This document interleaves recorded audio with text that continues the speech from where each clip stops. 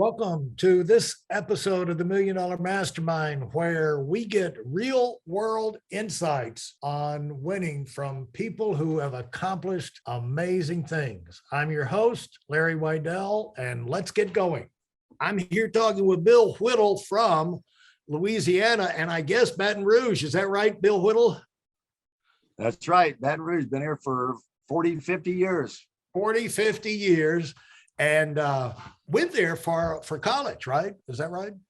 Yeah, in 1969, left the state of Indiana, where I played high school basketball, recruited to play ball at LSU, went to school there, graduated, and went out and coached for a number of years, and then got into business after that. So, Bill, people will know who you are. And again, we're going to, as an entrepreneur, and helping other people get in business for themselves. How many offices do you have from your brokerage firm? Let's say, your financial business. How many offices do you have, and how many states would you say you're in?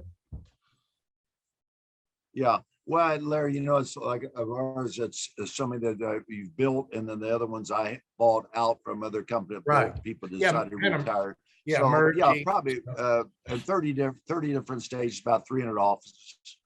About 300 offices. Yeah, you're, if you can, it's nice to be able to do what Elon Musk did, and you just make enough money with your original business to go out there and buy something like Twitter. Right.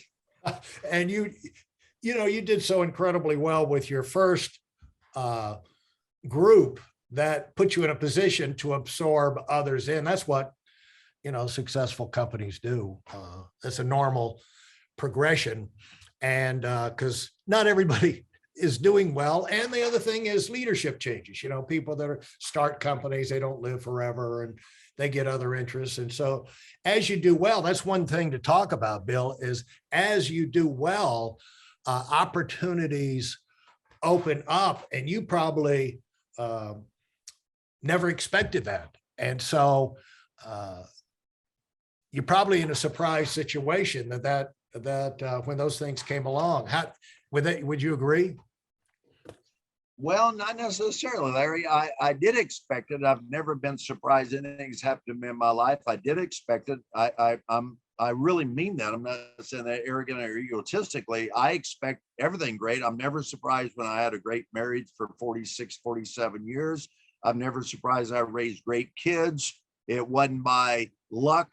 It was by design. I do think the hand of God's been on my business in my life, but it wasn't luck, and it wasn't never a surprise. And the same thing when something happens bad to me, 9 times out of 10, I realize I had something to do with it. But also when things happen to me good, I realized I had something to do with it. So I've never really been surprised, and I've always been expected.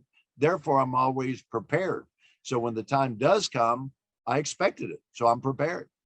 And so talk about as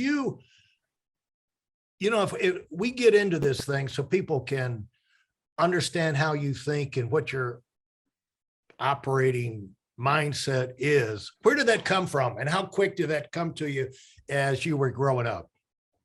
No, I think a lot of that did come from as I was growing up. I grew up extremely poor. My dad used to call it poor, and I was below poor. But yet I was happy. I mean, I didn't know we were that poor because I didn't think we were that poor. I grew up with knowing the great equalizer in life was hard work. I didn't care if it came down to, whether it was getting into a fight. I remember one time as a child, I told my dad, I said, well, what do I do if a guy's bigger or stronger, tougher, and somebody he said, but don't you ever start a fight, because if you come home, you start a fight, I'm gonna whip your rear end. He said, but if you ever run from a fight, you come home, I'm gonna whip your rear end. I said, well, it sounds like I'm gonna get my rear end whipped no matter what. He said, no, you're not listening to me. He said, and my dad got killed when I was 11 years old. That's part of my, I think, hard knock story. But he said, no, he said, I'm talking about finding an equalizer. I said, what do you mean? He said, well, a brick or a rock or a stone, don't you run from anything. And that much, again, my dad got killed when I was 11, but all these philosophies in my mind, he taught me these things to never run from anything. Don't ever start anything unless it's good. But like a fight, don't start that fight, but never run from the fight. Just find a way to fight if it's worth fighting for. And so he learned to me that hard work was a great equalizer. So I learned hard work as a kid. Luckily, because if I wouldn't have learned that when my dad got killed when I was 11, I was on the street by the time I was 12, 13 years old. Well, what if I wouldn't have learned hard work? I wouldn't have been able to survive in the real world. And that served me very well in the rest of my life.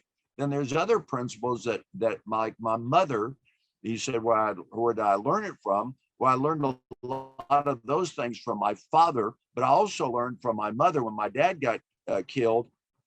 I really felt like that he was a strong person in my life, which he was, by the way, but a very uneducated man, 8th grade degree, didn't graduate high school, drove a forklift, but once again, hard work, hard work, hard work. No excuses, nothing like that was tolerated, but he was a very loving, caring man, but he just, it was just a real structured type mentality.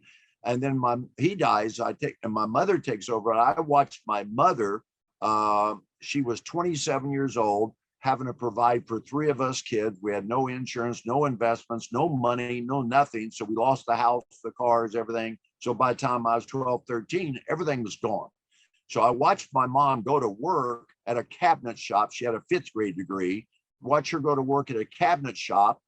At that one day at the cabinet shop, she had been working all night long at a White Castle hamburger shop up in Indianapolis, Indiana, going to work at a cabinet shop all day long. She was fatigued that day. Her hand goes into a table saw at the cabinet shop, chops her left hand off, and she goes back to work, Larry, the next day with her hand chopped off, knowing she's got 3 kids at home that she had to provide. No husband, no money, no nothing, no skills, no education. I saw my mom do that. Well, you see that in your mind, you don't become the victim. You become the owner of your life and think, man, if I watched my mom do that and accomplish what she did in trying to raise us kids, couldn't do a very good job of it, but she was doing I learned that. Do everything you can with what you got, and things seem to work out. And that's what happened. That wraps up this episode. Consider leaving a rating and review if you like what you heard. In addition, I have a free video for you, and it contains my best insights from 20 years of running my own business and also coaching $1 million earners. You'll find it at whitelonwinning.com/webinar. Thanks for listening, and do it big.